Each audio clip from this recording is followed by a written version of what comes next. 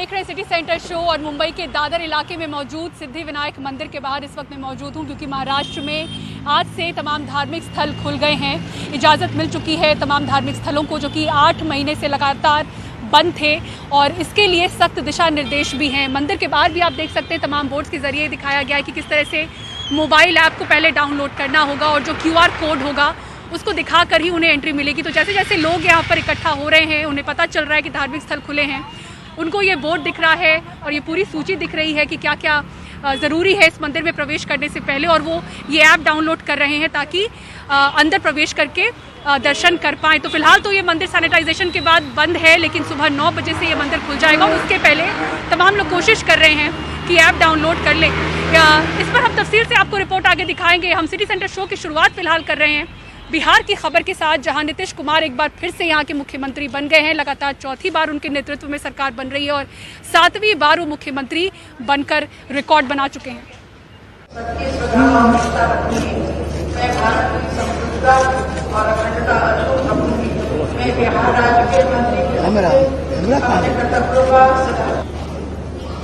कम सीटें आने के बावजूद वो बीजेपी के सहयोग से सीएम बन गए हैं। उनके साथ 2 उप मुख्यमंत्री तारकिशोर प्रसाद और रेणु देवी भी शपथ ले चुकी हैं। दोनों बीजेपी के विधायक हैं। बीजेपी की तरफ से 5 और जेडीयू की तरफ से 5-5 मंत्रियों ने शपथ ले ली है।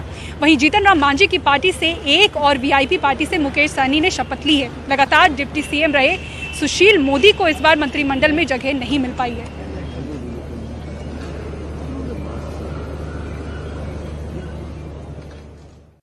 और कोरोना वायरस की वजह से महाराष्ट्र में करीब 8 महीने तक धार्मिक स्थल बंद रहे। अब जाकर आज के दिन सोमवार से धार्मिक स्थल खुल चुके हैं, क्योंकि कोरोना के भी जो मामले हैं लगातार मुंबई में घटते हुए दिख रहे हैं। महाराष्ट्र में भी अगर पिछले 24 घंटे की बात करें तो 3000 से कम केसेस सामने आए हैं।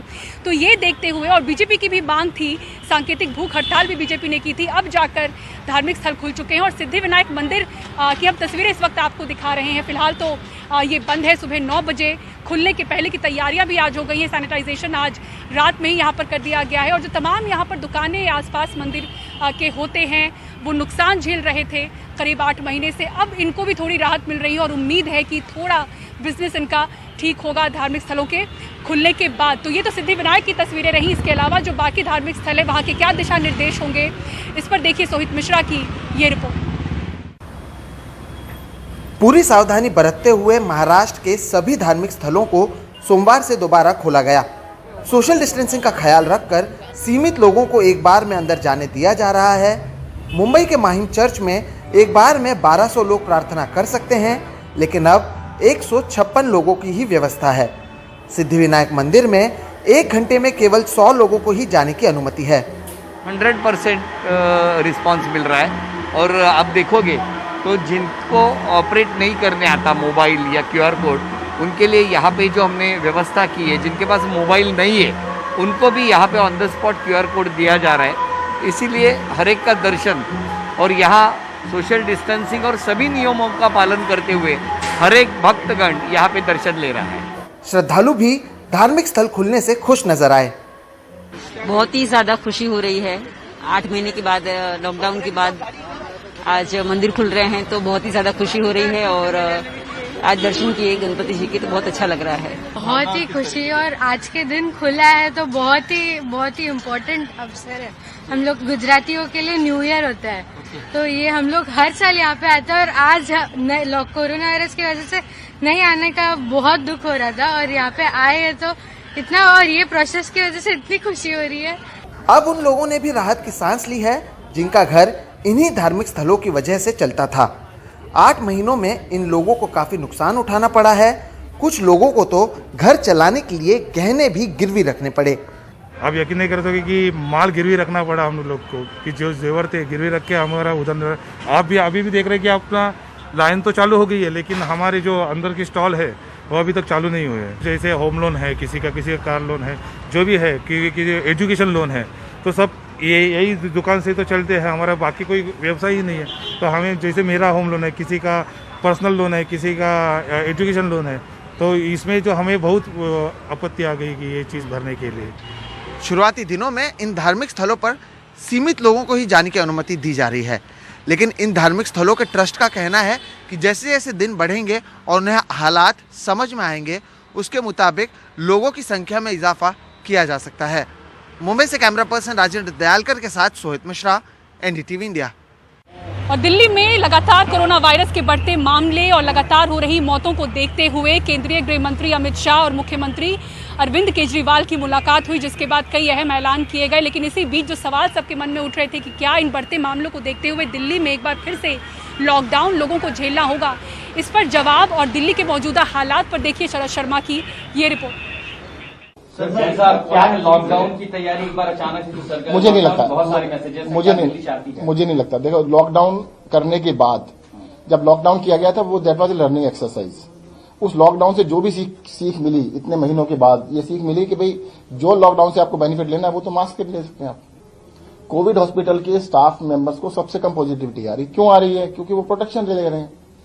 जो सबसे ज्यादा खतरनाक एनवायरनमेंट में रह रहे हैं उनको सबसे कम पॉजिटिविटी, क्योंकि वो अपने आप को प्रोटेक्ट कर रहे हैं। आप भी प्रोटेक्ट कर लीजिएगा तो प्रोटेक्शन इज सफिशिएंट। दिल्ली में दोबारा लॉकडाउन के कोई आसार नहीं। दिवाली तक बाजारों में जबरदस्त भीड़ रही, जिसकी वजह से लगातार फिर से लॉकडाउन की अटकलें लग रही थी। लेकिन त्योहार का सीजन निकल गया है। ऐसे में सरकार को उम्मीद है कि अब भीड़ भी कम होगी और कोरोना की तीसरी लहर की पीक भी निकल गई होगी। मैं आपको एक चीज बता देता हूँ, देखो एब्सोल्यूट नंबर्स में परेशान होने की इतनी बात नहीं है। मैं डेफिनेटली आपसे कह सकता हूँ कि दिल्ली की जो थर्ड वेव है, फर्स्ट वेव जून में आई थी, सेकेंड वेव सितंबर में आई थी और थर्ड वेव ये जो नवंबर में चल रही है, इसका पीक तो जा चुका है। आप डेली की पॉजिटिविटी देखते रहिएगा। अगर पॉजिटिविटी 15% एक दिन आई थी, वो दोबारा टेस्ट नहीं कर पाई है। 15 से डेफिनेट टर्न आने के लिए हफ्ता चाहिए होता है। आज मैं कह सकता हूँ, डेफिनेटली आपसे कह सकता हूँ कि डेफिनेटली वेव का जो पीक था, पीक इज गॉन। अब धीरे धीरे ये कम आएगी। दिल्ली में फिलहाल 40,000 से ज्यादा कोरोना संक्रमित मरीज हैं। एक्टिव मामलों में दिल्ली देश में तीसरे नंबर पर है। यहाँ वेंटिलेटर वाले आईसीयू बेड 12% खाली हैं, जबकि बिना वेंटिलेटर वाले आईसीयू बेड 11% ही खाली बचे हैं। ज्यादातर प्राइवेट और सरकारी अस्पतालों में आईसीयू बेड खत्म हो चुके हैं। इस समस्या से निपटने के लिए एक तरफ दिल्ली के 33 बड़े प्राइवेट अस्पतालों में 800 आईसीयू बेड बढ़ाने के लिए दिल्ली हाई कोर्ट से मंजूरी मिल चुकी है। वहीं मुख्यमंत्री अरविंद केजरीवाल को केंद्रीय गृह मंत्री अमित शाह ने 750 और आईसीयू बेड जल्द देने का भरोसा दिया है। हालांकि हालात सामान्य कब होंगे ये अभी नहीं कहा जा सकता। कोई उम्मीद है कि स्थिति कब तक काबू पाई जा सकती है कोरोना को? देखिए, कोरोना के बारे में तो अभी दुनिया में कोई नहीं जानता है कि कब तक स्थिति काबू में पाई जा सकती है, क्योंकि जब तक इसकी दवाई और वैक्सीन लोगों के बीच नहीं आती है, उसको व्यवहार में नहीं लाया जाता है, कोई भी प्रोडिक्शन करना एक लेमैन प्रोडिक्शन होगा, लेकिन अभी भी कुछ कहना नहीं। अब केंद्रीय गृह मंत्रालय ने फैसला किया है कि दिल्ली के हर घर का सर्वे किया जाएगा और सर्वे के दौरान जो लोग बीमार मिलेंगे या लक्षण वाले मिलेंगे उनका फिर टेस्ट किया जाएगा। गृह मंत्रालय ने ठीक ऐसा ही फैसला जून के महीने में भी किया था, लेकिन फिर वो फैसला वापस लेना पड़ा, क्योंकि दिल्ली के अंदर 40-50 लाख घर हैं और इन्हें कवर करने के लिए स्टाफ इतना है कि सर्वे पूरा होने में कई महीनों का समय लग सकता है। लेकिन अब दोबारा से केंद्रीय गृह मंत्रालय ने फैसला किया है, तो हम आगे देखेंगे कि इतना बड़ा प्रोजेक्ट कब तक और कैसे पूरा होगा। दिल्ली से मैं शरद शर्मा, एनडीटीवी इंडिया।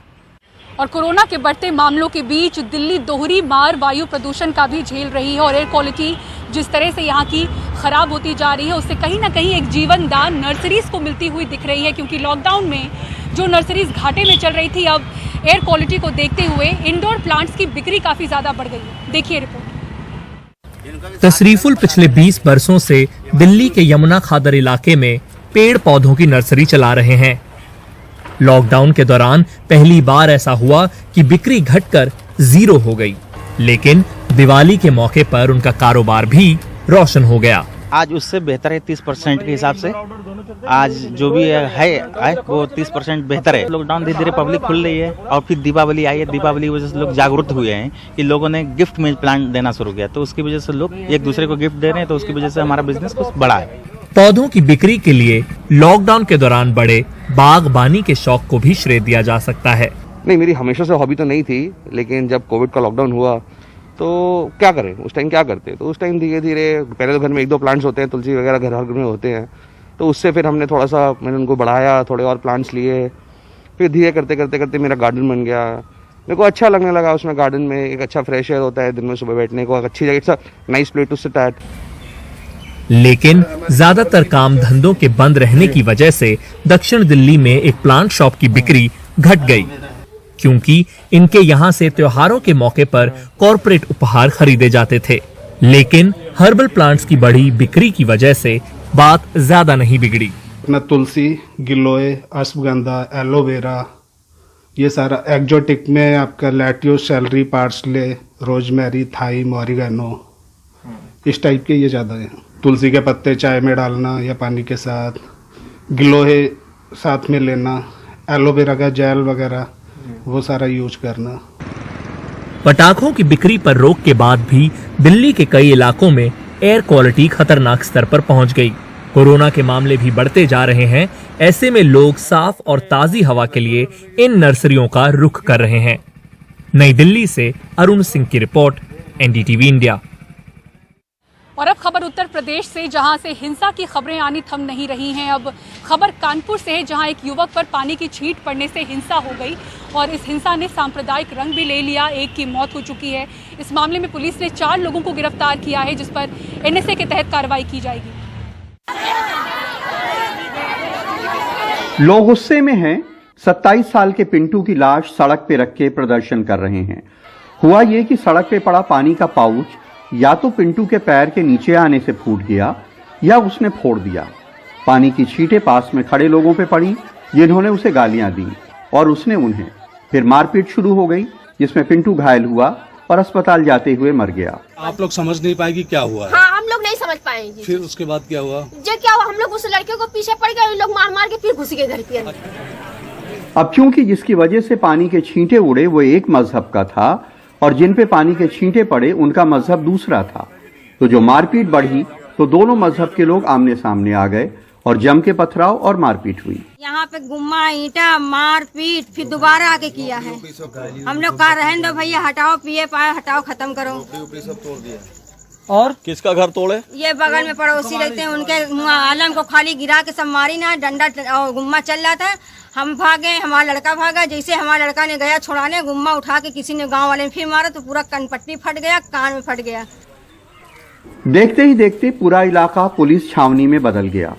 कानपुर सांप्रदायिक नजरिए से संवेदनशील जिला है, इसलिए सांप्रदायिक हिंसा को रोकना एक बड़ी चुनौती होती है, लेकिन पुलिस ने इस पे काबू पा लिया। 4 लोग इस मामले में गिरफ्तार किए गए हैं, उन पे एनएसए की कार्रवाई होगी। कुछ अभियुक्त उसके गिरफ्तार भी हो गए और हम इंश्योर करेंगे कि बाकी के अभियुक्त भी जल्द से जल्द गिरफ्तार होंगे और उसके साथ साथ इनके खिलाफ और भी कड़ी कार्रवाई की जाएगी। हमारा प्रयास होगा कि इसमें एनएसए की कार्रवाई भी की जाए। इस कांड से 2 बातें बिल्कुल साफ होती हैं। एक तो ये समाज में सहनशीलता और धैर्य कितना खत्म हो रहा है कि इतनी मामूली सी बात से भी हत्या हो सकती है, और दूसरी ये कि इतनी मामूली सी बात 2 समुदायों के बीच में दंगे का शक्ल भी अख्तियार कर सकती है, क्योंकि सियासत ने उनके बीच में इतना जहर घोल रखा है। कानपुर में अरुण अग्रवाल और लखनऊ में कैमरामैन विनीत कुमार वर्मा के साथ कमाल खान, एनडीटीवी इंडिया। और इसी के साथ सिटी सेंटर शो में वक्त हो चला एक ब्रेक का, लेकिन आप कहीं मत जाइएगा। ब्रेक के बाद आपको दिखाएंगे किस तरीके से एक पुलिस अधिकारी को शोले का गब्बर बताना महंगा पड़ गया उसे। कल्याणपुरा से 50-50 किलोमीटर की दूरी पर जब बच्चा रोता है तो माँ कहती है चुप हो जा बेटा, न डांगे आ जाएगा।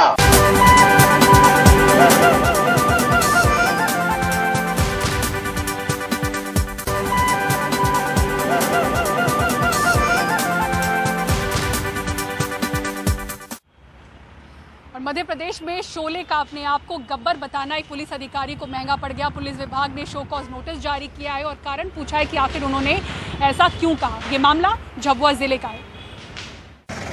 कल्याणपुरा से 50-50 किलोमीटर की दूरी पर जब बच्चा रोता है तो माँ कहती है चुप हो जा बेटा, न डांगे आ जाएगा। बच्चों का तो पता नहीं, लेकिन झाबुआ जिले में कल्याणपुरा थाना प्रभारी केएल डांगी अपने वायरल वीडियो की वजह से जरूर रो रहे हैं। पुलिस महकमा वीडियो पर सफाई मांग रहा है। कल्याणपुरा थाने में पदस्थ निरीक्षक का एक वीडियो वायरल हुआ है। उस संबंध में उसके खिलाफ कारण बताओ सूचना जारी किया गया है और उसमें जो भी तथ्य आएंगे जांच के बाद जो जांच में जो तथ्य सामने आएंगे उस हिसाब से उसमें कार्रवाई की जा रही है। ये वीडियो कल्याणपुरा में लगने वाले मेले के दौरान का बताया जा रहा है, जहां हर साल भारी भीड़ जमा होती है। इसी भीड़ को कोरोना संकट के चलते रोकने के लिए थाना प्रभारी अपनी टीम के साथ गश्त पर थे। दरोगा साहब ठाकुर बनते तो शायद फिर भी ठीक था, लेकिन बन गए गब्बर। अब ऐसे में उनके बयान का संदर्भ क्या था ये हमें पता नहीं लग पाया, क्योंकि हमारे पास कोई कालिया है नहीं, क्योंकि दरोगा साहब न तो फ़ोन पर मिले और न ही पुलिस थाने में। झाबुआ से अपने सहयोगी सचिन जोशी और भोपाल से कैमरा पर्सन रिजवान खान के साथ अनुराग द्वारी, NDTV इंडिया। और पहाड़ी इलाकों में लगातार बर्फबारी हो रही है। अगर हम हिमाचल प्रदेश की बात करें तो बर्फबारी की वजह से 5 से 6 डिग्री तापमान नीचे चला गया है। वहीं केदारनाथ बद्रीनाथ में बर्फ की सफ़ेद चादर ही हर तरफ नजर आ रही है। केदारनाथ मंदिर के कपाट आज से बंद हो गए, लेकिन उससे पहले रविवार रात को वहां जमकर बर्फबारी शुरू हो गई। उसके बाद सुबह से ही वहां बर्फ पड़ रही है। बद्रीनाथ धाम भी बर्फ की सफ़ेद चादर से ढक चुका है। इसके अलावा हिमाचल प्रदेश के कुछ इलाकों में बर्फबारी हुई है। ये नज़ारा शिमला में बर्फ गिरने के बाद का है, जिससे तापमान गिर चुका है। इसका असर उत्तर भारत के मैदानी इलाकों में पड़ा है और तापमान में 3 डिग्री तक गिरावट आई है। और मुंबई के सिद्धिविनायक मंदिर से सिटी सेंटर शो में फिलहाल मुझे दीजिए इजाजत, लेकिन खबरों के लिए देखते रहें NDTV इंडिया। नमस्कार।